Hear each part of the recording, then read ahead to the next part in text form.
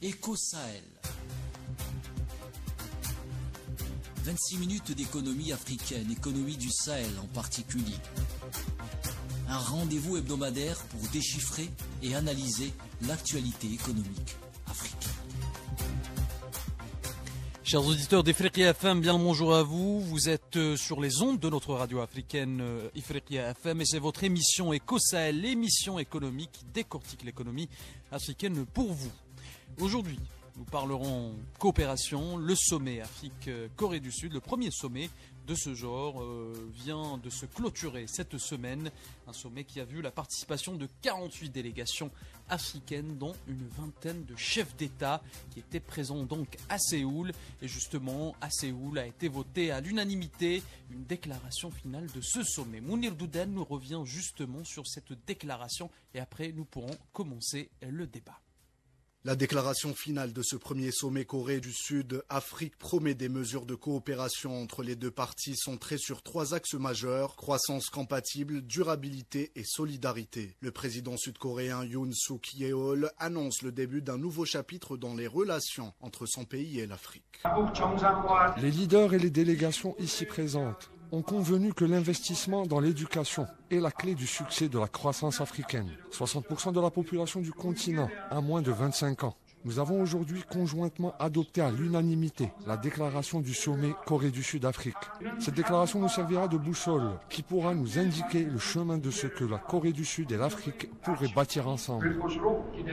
Il est à noter qu'une cinquantaine d'accords dans différents domaines ont été signés entre la Corée du Sud et plus d'une vingtaine de pays africains lors de ce sommet. Les participants ont fixé un point d'étape en 2026 avec une réunion des ministres des Affaires étrangères qui aura pour mission d'établir un bilan de l'avancée des coopérations entre le pays du matin frais et le continent africain. De retour au studio, le temps pour moi de vous présenter nos chroniqueurs de Éco-Sahel. Mahfoud Kaoubi, notre analyste en économie. Bien le bonjour à vous, Mahfoud Kaoubi. Bonjour. Bonjour. Mzouara Al-Hiani, chef d'entreprise. Bien le bonjour à toi, Mzouara. Bonjour. Bonjour. Et Samuel Akizimana, chef d'entreprise.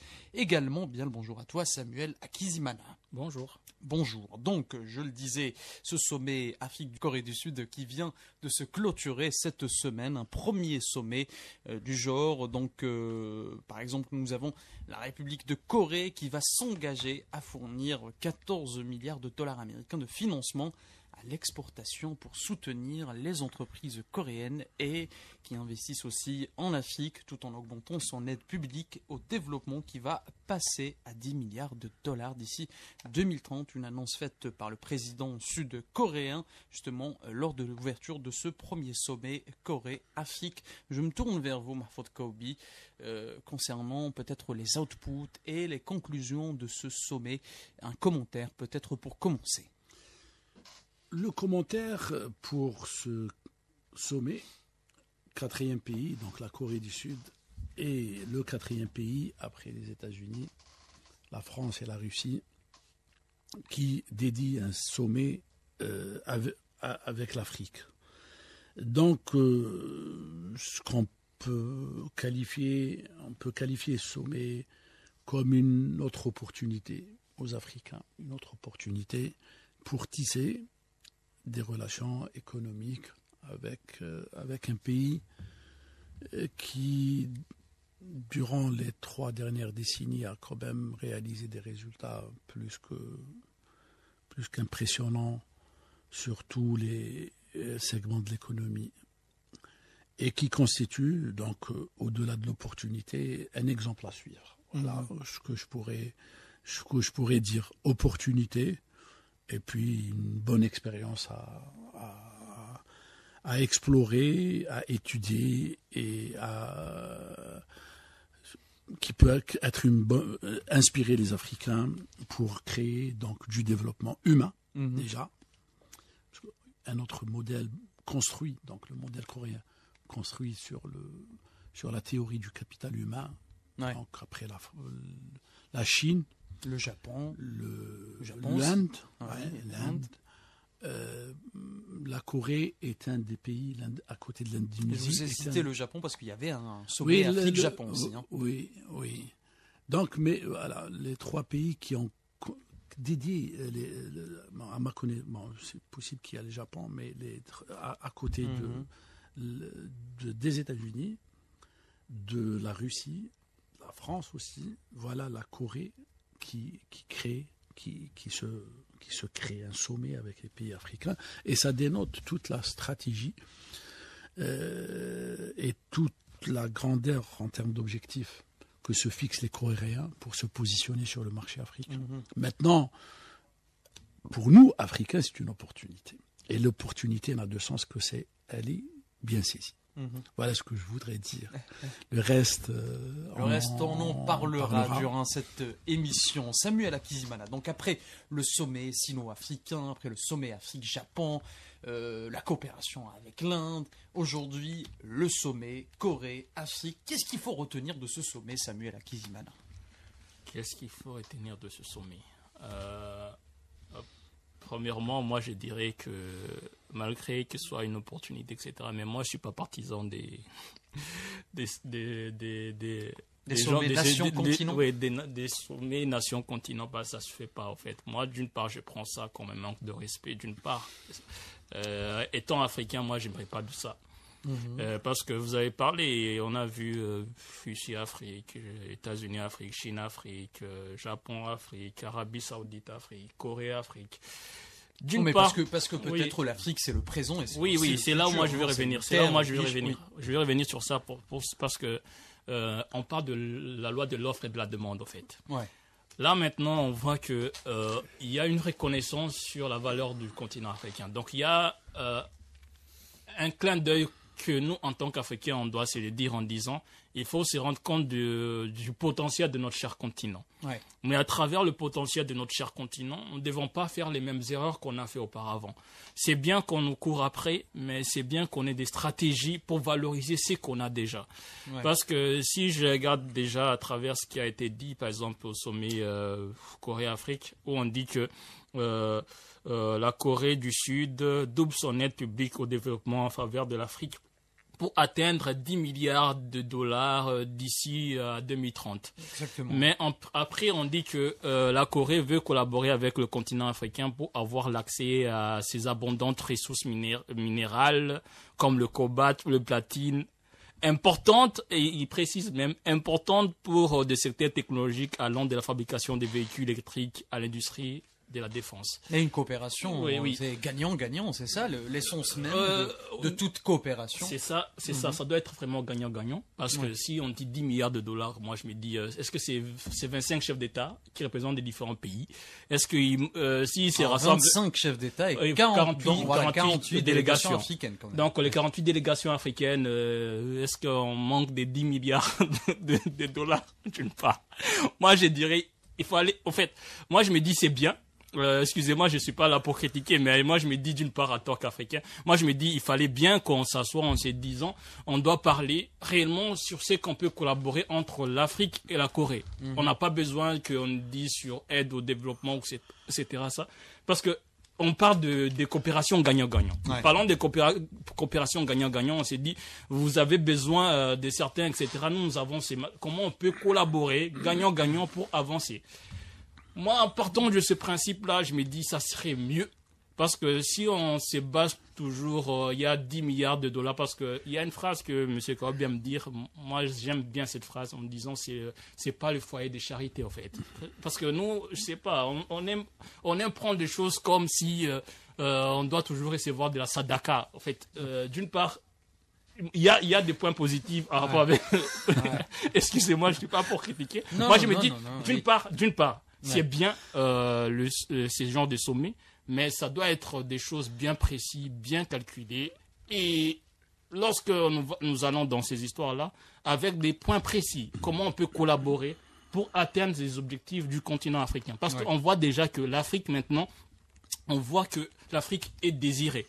Et par le désir, c'est la loi de l'offre et de la demande. Donc nous avons beaucoup de demandes, et maintenant, c'est à nous de gérer. Mais Samuel, quand même, on sait tous que le continent africain a besoin d'une transition technologique, d'une transition énergétique, et tout cela ne peut pas se faire comme ça. Donc l'Afrique, le continent africain a besoin de coopérer avec des nations peut-être qui excellent dans ces domaines aussi. Hein.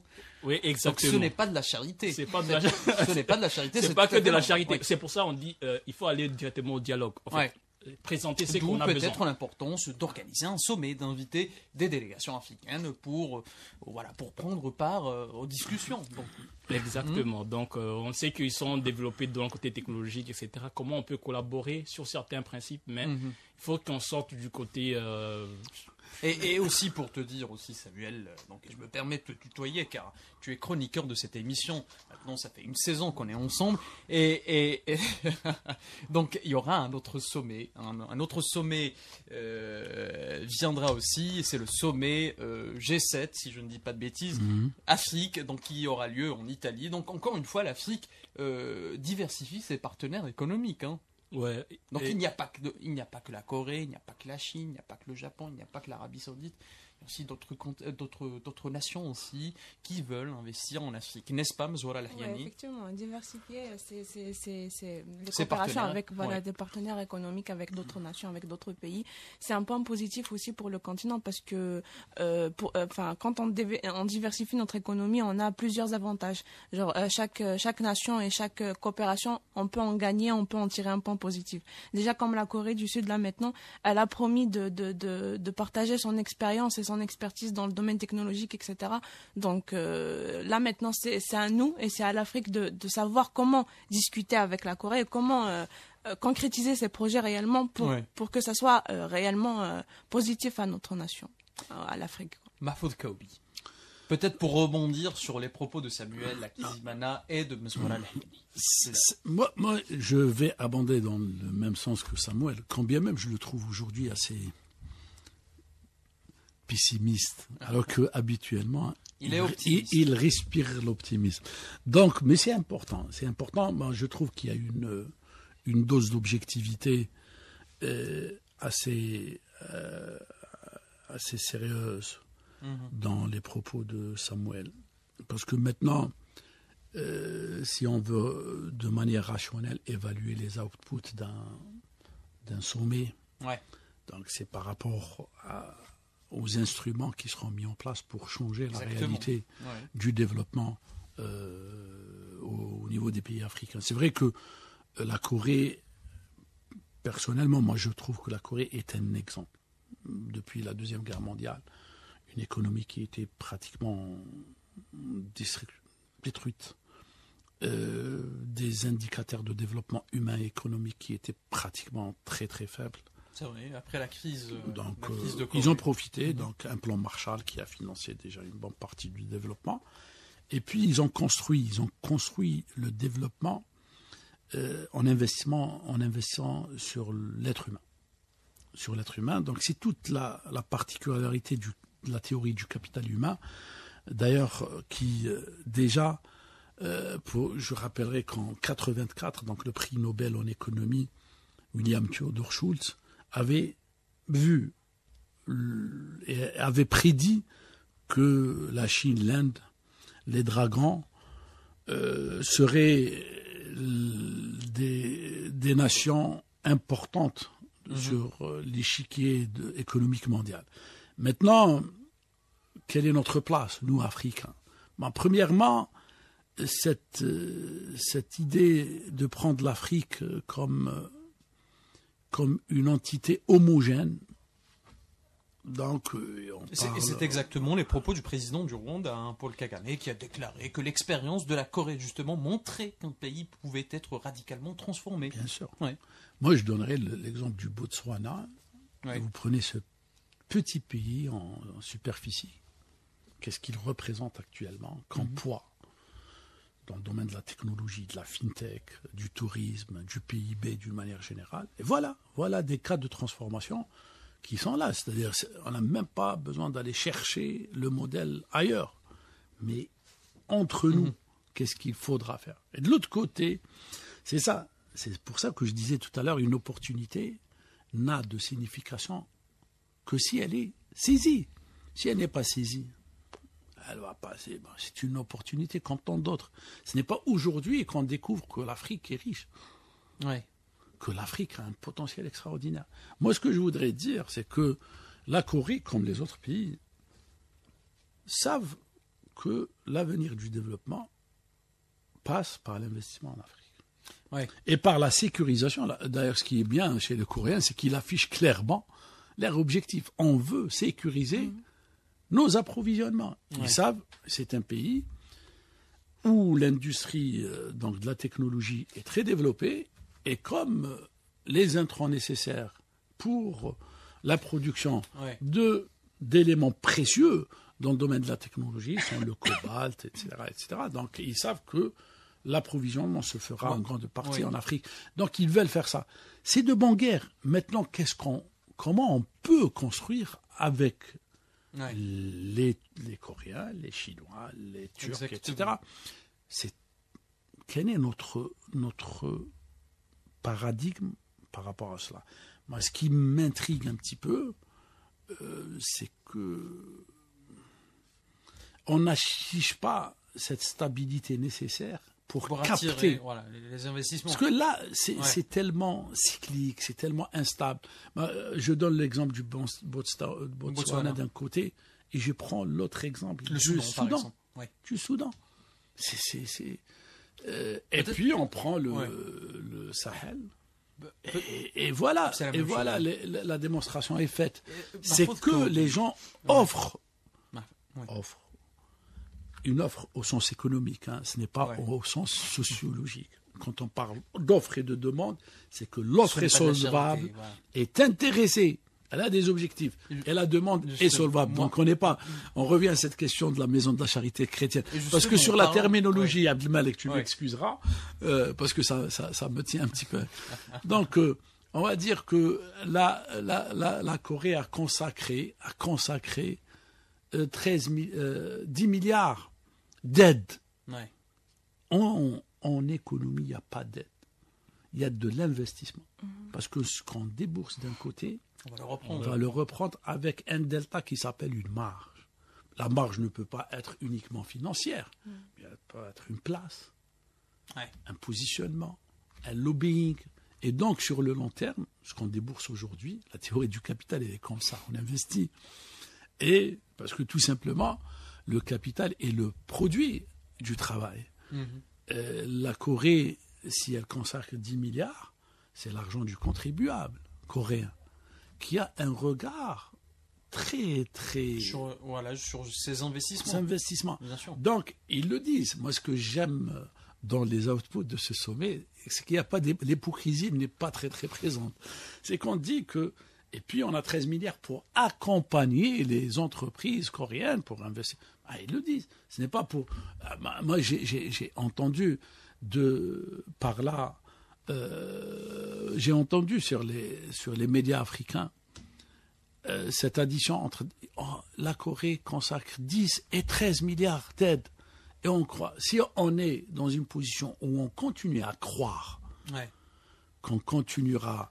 À adopter le même paradigme et d'attendre à ce que les gens viennent nous aider, là c'est qu'on se trompe carrément de... Mais je dirais que c'est une offre de plus, c'est bien quand on a la possibilité de multiplier les partenaires sur le plan économique dans le but de créer plus de valeur, de les mettre en concurrence, pour obtenir le maximum. Mais pour les mettre en concurrence, il faut être au niveau de l'orchestration qui permettra de produire de la symphonie qui pourra mettre les différents pays en Marfov Kaobi, j'ai cru peut-être comprendre la question de Samuel Akizimana et je me permets de reformuler tes dires, Samuel. Peut-être Samuel voulait dire pourquoi la Corée du Sud a opté pour une coopération collective au lieu d'une coopération par exemple individuelle avec un pays, par exemple avec l'Afrique du Sud, avec le Tchad, avec le Burkina Faso. Pourquoi opter pour une coopération collective Corée du Sud, Afrique? Donc c'est ça peut-être... la question, enfin le questionnement de Samuel Akizimana. Est-ce que l'Afrique n'est pas en position Est-ce que l'Afrique n'est pas en position d'accepter ou bien de faire une coopération individuelle? Est-ce que l'Afrique doit se réunir pour attirer des investissements?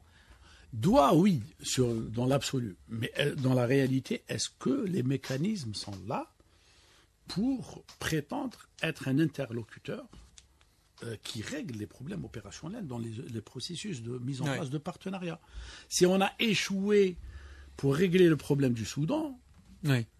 pour régler les problèmes de frontières et qui créent de l'instabilité, qui constituent un problème à l'intégration, que ce soit régional, dans les différents groupements régionaux.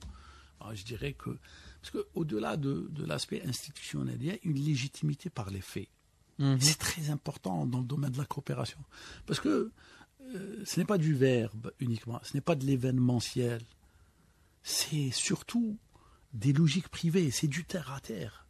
Ouais. C'est des mariages d'entreprises. Et quand des entreprises se sont réunies autour d'une table, ils parlent combien on investit, sur quel segment, comment on partage, comment on crée des dividendes, quel serait notre... c'est comme ça que ça se discute. Ce n'est pas en mettant les 54 pays dans le même panier et de dire qu'on va aller... Ma faute Kobi, récemment, quand même, on a tendance à voir maintenant le continent africain comme une seule entité. C'est bien, je ne dis pas le contraire. Par exemple, l'élection de l'Afrique l'adhésion de l'Afrique au sein du G20, c'est une première quand même. Hein. Tout un continent adhère à une organisation et on risque aussi de voir dans les années à venir une coopération Brésil-Afrique. Est-ce que on pourra voir, on se le dit franchement, on pourra un jour voir une coopération Tchad-Union européenne? Je ne pense pas. Bien sûr, elle existe déjà. Non, Tchad-Europe. Oui, elle existe. Quand on parle... Un sommet Tchad-Europe. Non, mais est-ce que c'est prévisible? Je vais vous dire une chose.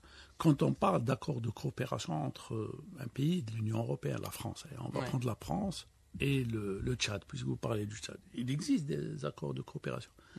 Est-ce que vous savez, quand les accords avec un pays de l'Union européenne, ça engage, parce qu'on le fait dans le respect du cadre réglementaire. La France n'a pas à s'engager sans respecter le cadre institutionnel.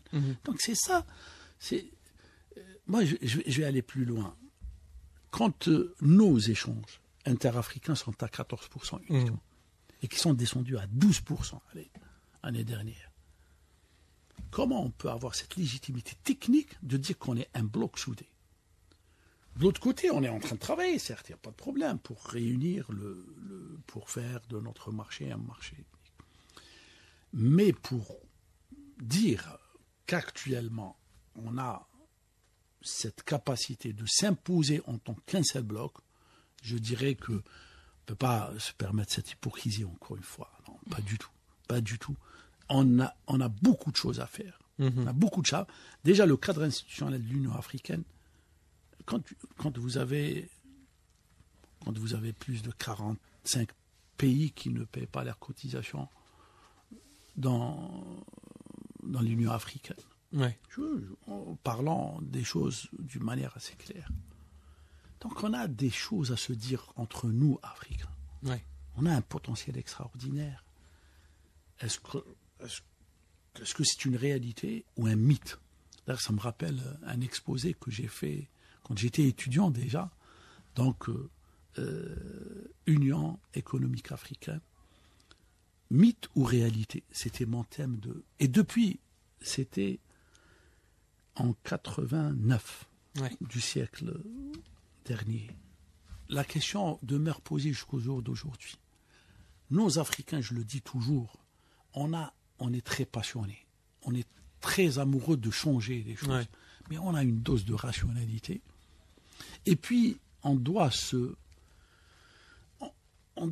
dépasser. Quand on parle d'émancipation de l'Afrique, parce que le mot émancipation est révélateur. Il a beaucoup plus de profondeur que transformation. Donc, s'émanciper, c'est de faire toutes les concessions pour être à la hauteur de nos aspirations. Notre organisation tribale, notre besoin de la domination, notre organisation, la domination, ce manque de fusion entre les populations et les élites. Tout cela, ce sont des éléments qu'on doit régler et c'est des questions auxquelles on doit répondre. Aujourd'hui, moi je dirais que sur plein de choses, de cohésion, parce que le développement, au-delà qu'il soit des résultats, des taux de progression de PIB, etc., c'est surtout un vouloir entre hommes et femmes, entre individus, entre groupes sociaux Ouais. qui tirent tous dans le même sens. Est-ce que c'est aujourd'hui le cas de l'Afrique? Je poserai la question à Samuel. Voilà, peut-être qu'il a une réponse convaincante. Est-ce qu'on est en train de tirer tous de la même façon? Est-ce qu'on n'est pas très attaché à nos petits intérêts micro? Samuel Akizimana. Voilà. C'est une très bonne question. Et je pense que c'est ça où réside la force et la faiblesse de l'Afrique. Parce qu'en étant honnête, on voit que ça serait bien, toutes ces opportunités qui sont là, Ouais. quand on parle de blocs, etc., Corée-Afrique, etc., si on était vraiment unis, étant vraiment un bloc, ça aurait été très, très avantageux pour le continent africain. Mais malheureusement, on peut regarder, parce qu'on a dit aussi, à travers cette émission, on a dit, c'est bien parce qu'on aimerait bien suivre le modèle de développement économique de la Corée. Mais si on regarde le modèle de développement économique de la Corée et qu'on doit suivre leur modèle, on va voir qu'on a encore beaucoup à apprendre. On a beaucoup à gérer, beaucoup à coordonner dans le continent africain.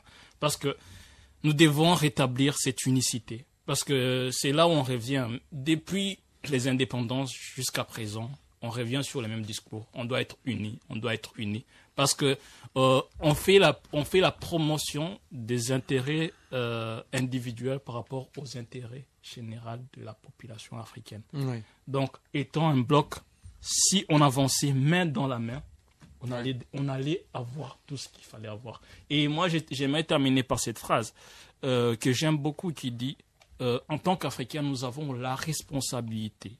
En fait, on est obligé, nous avons cette responsabilité de faire rencontrer les deux Afriques. C'est-à-dire quoi? L'Afrique que nous avons actuellement et l'Afrique que nous voulons.